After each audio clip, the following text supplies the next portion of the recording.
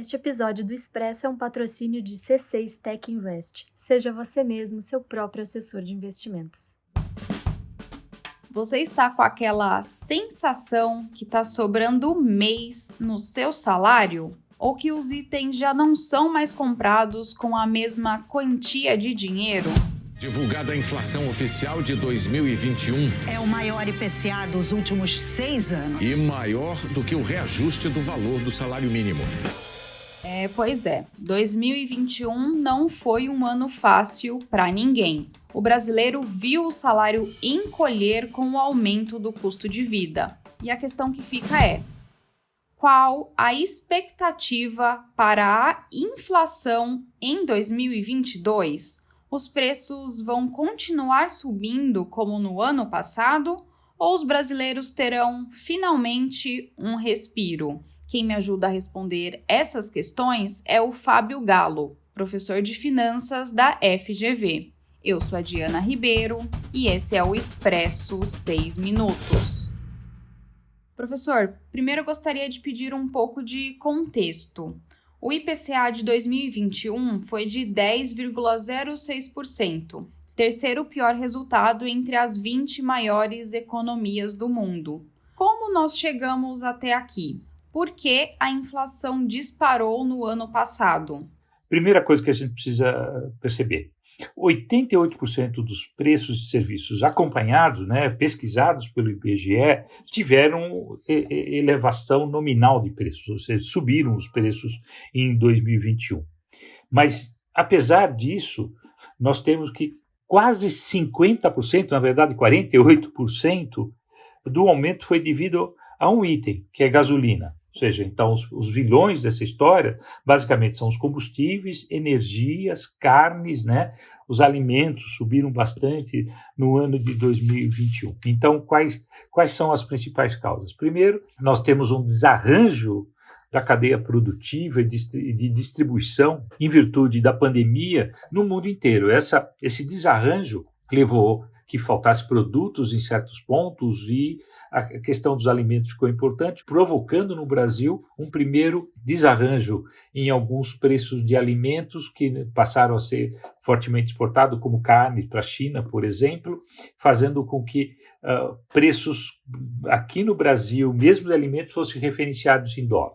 Bom, o desarranjo da cadeia produtiva internacional e quando a pandemia passou, principalmente no ano de 2021, foi da primeira para a segunda onda, alguns países começaram a dar sinais de crescimento. Então, o preço do barril do petróleo, ou seja, o preço dos combustíveis, começaram a subir no mundo inteiro porque o petróleo começou a subir.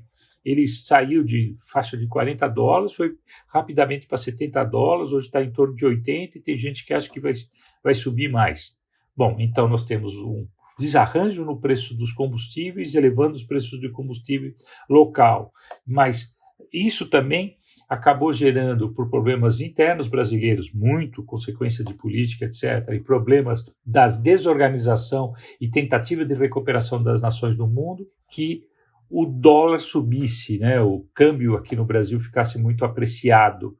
Se não bastasse todo esse cenário, nós temos, do ponto de vista interno, além dos desarranjos da nossa economia trazidos pela pandemia, etc., nós temos a situação do clima, tendo geada no lugar errado, estiagem no lugar errado e muita chuva também, infelizmente, para algumas lavouras, etc., fazendo com que o preço nos alimentos em 2021 tenha disparado. Ou seja, no início do ano, nós tínhamos uma perspectiva que teríamos uma inflação controlada dentro do que esperava, no máximo na meta de inflação para o Banco Central de 5,25 e estouramos para 10,06. E por que o mercado espera uma inflação mais baixa em 2022? Porque alguns desses fatores vão ser arrefecidos. Primeiro, que a situação fiscal nesse início de ano se mostra muito melhor do que o esperado. Ainda não é uma situação confortável, temos ano de eleição, não sabemos o que um governo populista pode fazer, mas era esperado um déficit primário neste período, para o ano 2021, e aconteceu, na verdade, um superávit primário.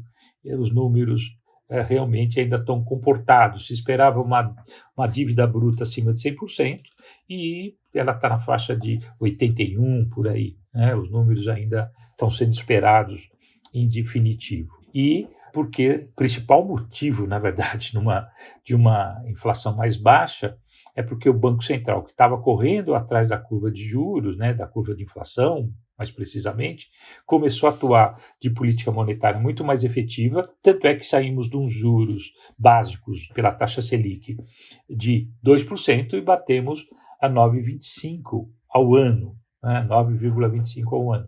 E isso é uma subida, e nitidamente os juros subiram de elevador e daqueles elevadores rápidos. Então, você vai ter uma política monetária mais firme, que deve passar de 11% ainda esse ano, a preços de alimentos, etc., tendo uma certa recuperação.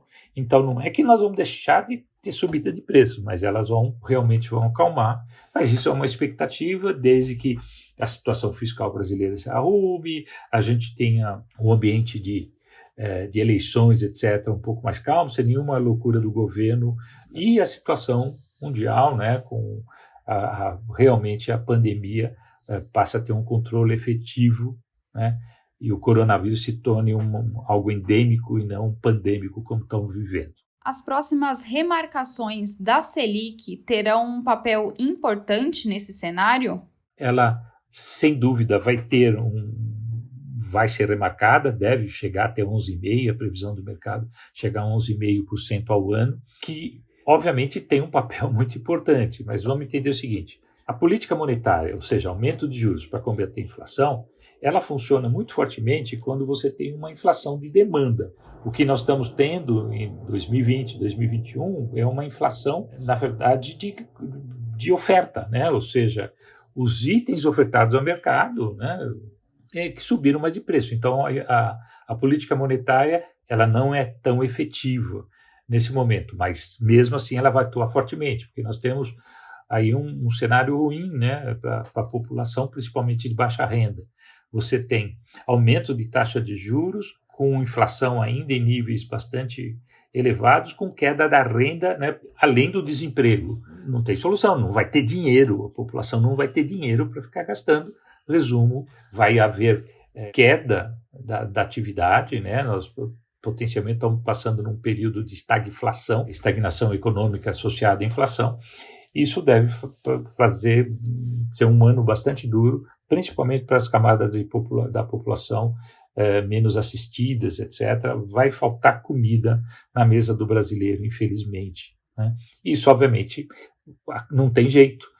Até porque o custo do dinheiro mais caro torna o investimento mais difícil, portanto, o investimento mais difícil, menos máquinas, né, menos equipamentos, etc., menos postos de trabalho, portanto, mais desemprego e menos renda. Professor, quando se fala em queda da inflação, o que isso quer dizer exatamente? Os preços vão continuar subindo mais lentamente ou pode haver uma efetiva redução nos preços das mercadorias? A população sentirá na pele, no dia a dia, essa esperada queda da inflação? Quando a gente fala, olha, a inflação vai melhorar, ninguém está dizendo que não vai ter inflação ou vai ter o mercado que popularmente chama de deflação, né, queda de preços. Nós vamos sair de uma situação de 10%, 11% de inflação acumulada nos últimos 12 meses e caminhando para o final do ano está numa situação próxima a 5%. Se você fizer uma conta muito simples, o que se obteve de inflação esse ano é 10,06%, mais 5 e alguma coisinha, né? Você está falando de uma inflação de 15,7%, com muita facilidade, acumulada em 2 anos. E 2023, na faixa de 3,5%. Então, sem fazer muita conta, nós estamos falando de uma inflação de quase 20% em 3 anos. É muita inflação para qualquer povo, né? Qualquer nação. E a população vai sentir na pele, sim, como já sentiu agora. Porque quando você fala inflação de 10,06% ao ano, você está falando de uma inflação média, que pega a inflação tanto de como eu falei, de combustíveis, de cesta básica, etc., até serviços e tal, né? E para a população de 1 a 40 salários mínimos. Enfim, então a camada da população de baixa renda vai sentir diretamente na mesa, ou como você pergunta, na pele, esse efeito inflacionário.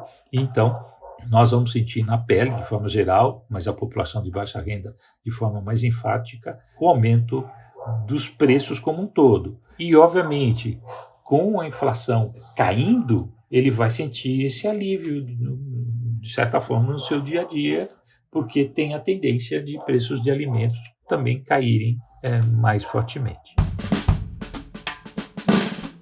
Então vamos lá, eu vou dar uma recapitulada rápida no que falamos no episódio de hoje.